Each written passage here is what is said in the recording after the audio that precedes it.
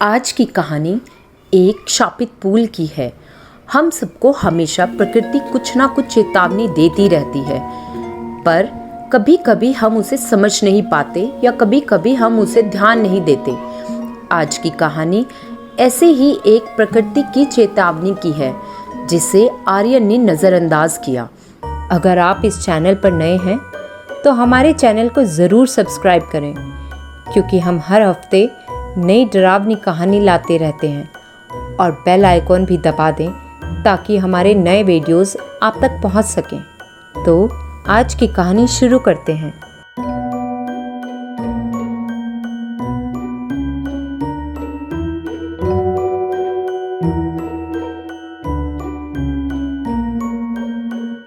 आर्यन एक गरीब परिवार से था। उसकी माँ का बचपन में ही निधन हो चुका था। गरीबी के कारण आर्यन अपनी पढ़ाई भी पूरी नहीं कर पाया था। उसकी एक बड़ी बहन थी जिसकी शादी हो चुकी थी, और पिताजी की बढ़ती उम्र देखकर आर्यन को भी लगा कि उसे भी अब कुछ काम करना होगा। पर ज़्यादा पढ़ाई ना होने के कारण उसे नौकरी भी नहीं मिल पा रही थी। इसलिए उसके पिताजी ने कर्जा लेकर एक टैक्सी खरीदी और वो टैक्सी चलाने लगा। वो अपने पिता से बहुत प्यार करता था और उसे उनके मेहनत की कद्र भी थी। अब वो दिन रात मेहनत करके पैसा कमाने लगा था। कुछ ही महीनों के बाद उसने पिताजी का सारा कर्ज चुका दिया और अपने पिता को कहा कि अब वो काम करना छोड़ दें और आराम करें। आर्यन अच्छे से काम करने लगा था और दिन अच्छे जा रहे थे। उस साल की दिवाली में भाई दूज के दिन आर्यन और उसके पिताजी दोनों को उसकी बहन ने अपने घर खाना खाने के लिए बुलाया था। आर्यन ने सुबह से दोपहर तक टैक्सी चलाई थी और शाम को अपने पिताजी को लेकर बहन के घर पहुंच गया। उस दिन आर्यन बहुत खुश था, क्योंकि उसने पहली बार अपनी खुद की कमाई से बहन के लिए तोहफे खरीदे थे। रात का खाना खाकर आर्यन और उसके पिताजी घर जाने के लिए निकले। रात के कुछ 10 बजे थे। आर्यन पिताजी को घर लेकर आया और उसने कहा, आप सो जाओ, मैं और थोड़ी देर टैक्सी चलाता हूँ। त्योहार में लोग घूम रहे हैं तो कुछ पैसे मिल जाएंगे। पर पिताजी ने उसे रोका और कहा, अभी टैक्सी बंद कर दो और सो जाओ, तुम भी दिन भर काम करके थक चुके होंगे। पर आर्यन ने उन्हें बताया कि वो अभी इतना नहीं थका है, कुछ ही देर में वापस आ जाएगा, ज़्यादा दूर नहीं जाएगा टैक्सी लेकर। इतना कहकर आर्यन टैक्सी लेकर निकल गया और उसने बस स्टैंड के पास जाकर टैक्सी खड़ी कर दी। बहुत देर होने पर भी उसे कोई सवारी नहीं मिली, इसलिए उसने बस स्टैंड से टैक्सी निकाली और हाईवे की तरफ जाने लगा। उसे लगा कुछ 4-5 पैसेंजर भी मिल जाएं तो भी थोड़ी कमाई हो जाएगी। हाईवे उसके घर से थोड़ी दूर पर था। उसे हाईवे पहुंचने में आधा घंटा लगता था। वो टैक्सी चला रहा था और सोच रहा था, इससे पहले भी कई बार मैंने देर रात तक टैक्सी चलाई है, तभी पिताजी ने मुझे कभी नहीं रोका, और आज रोक रहे थे। उसे थोड़ा अजीब लगा। सोचते सोचते वो हाईवे पर पहुंच गया। उसे कुछ ही दूरी पर एक बूढ़ी औरत दिखाई दी जो रिक्शा को रोकने के लिए हाथ हिला रही थी, पर वो रिक्शा रुकी नहीं। उसने अपनी टैक्सी रोककर उस औरत को टैक्सी में बिठाया। उस औरत ने आर्यन को शुक्रिया किया। आर्यन ने उससे पूछा, कहाँ जाना है आपको? उस औरत ने बड़ी भारी आवाज़ में कहा, बेटा बस ये पुल पार करके आगे छोड़ दो। उस औरत का बोलना उसे थोड़ा अजीब लगा, पर उसने ध्यान नहीं दिया और पुल पर टैक्सी चला दी। वो टैक्सी चलाता रहा, पर पुल ख़त्म नहीं हो रहा था। उसने टैक्सी को थोड़ा और तेज़ चलाया, पर पुल कहीं से ख़त्म होता दिख नहीं रहा था। उसने उस औरत को पूछा, माताजी ये पुल कितना बड़ा है?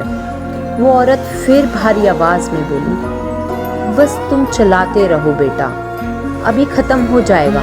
उसे अचानक ऐसे लगा जैसे वो उस जगह से पहले भी गुजरा है। उसे वो पेड़ और पुल के वो हिस्से दोबारा दिखाई देने लगे।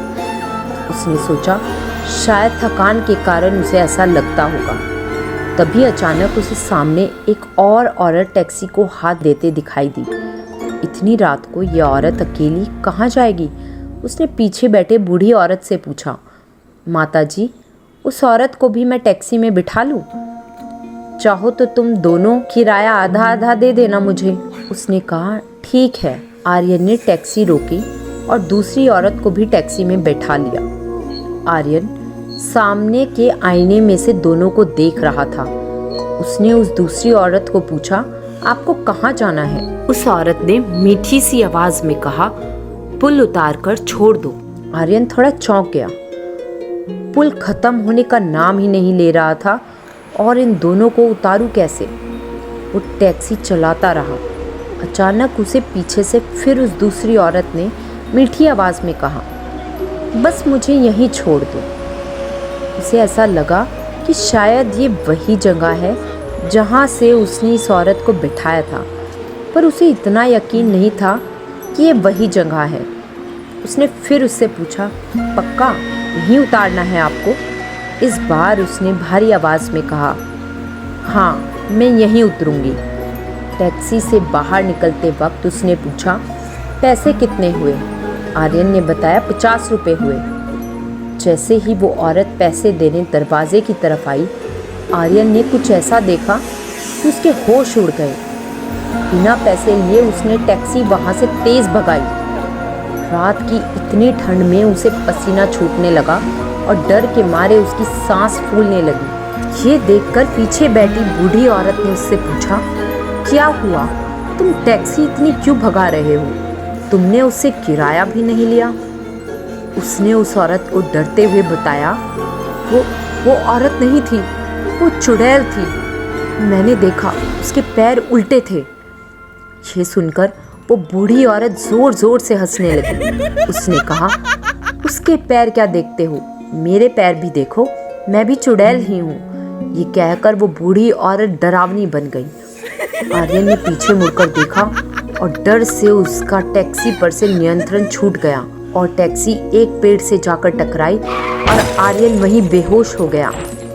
थोड़ी देर बाद उसे होश आया तो उसने देखा टैक्सी पेड़ के पास पड़ी है और उसे एक चाय वाले ने सड़क के किनारे बैठाया था।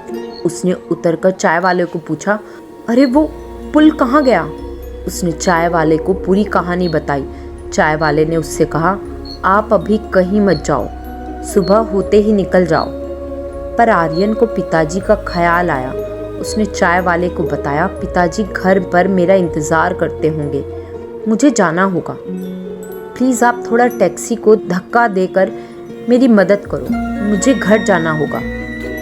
उस चाय वाले ने उसे फिर समझाया, वो पुल शापित है, आप मत जाओ अभी। पर उसने उसकी बात नहीं सुनी और टैक्सी शुरू कर दी। टैक्सी की दोनों हेडलाइट्स टूट गई थी। वो वैसे ही रात के अंधेरे में टैक्सी लेकर निकल गया। ना चाहते हुए भी उसकी टैक्सी अपने आप फिर उस पुल के रास्ते पर मुड़ गई। आगे कुछ भी साफ दिखाई नहीं दे रहा था। स्ट्रीट लाइट्स भी कहीं जगह बंद थी। तभी उसने सामने एक औरत की आकृति देखी। वो उसकी तरफ धीरे धीरे आ रही थी और उसके सामने आते ही वो गायब हो गई। आर्यन को ऐसे लगा जैसे किसी ने उसे पकड़ रखा है। उसे टैक्सी चलाना मुश्किल हो रहा था।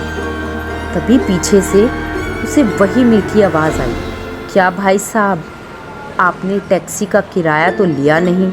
और ज़ोर ज़ोर से हंसने लगी। टैक्सी सीधे उस पुल के किनारे से टकराकर नीचे पानी में गिर गई और आर्यन की वहीं मौत हो गई। उसके पिताजी आज भी उसके घर आने का इंतज़ार कर रहे हैं। आज की कहानी अच्छी लगी तो लाइक और शेयर ज़रूर करें। आपके पास ऐसी डरावनी कहानी हो तो हमें लिखकर भेजें।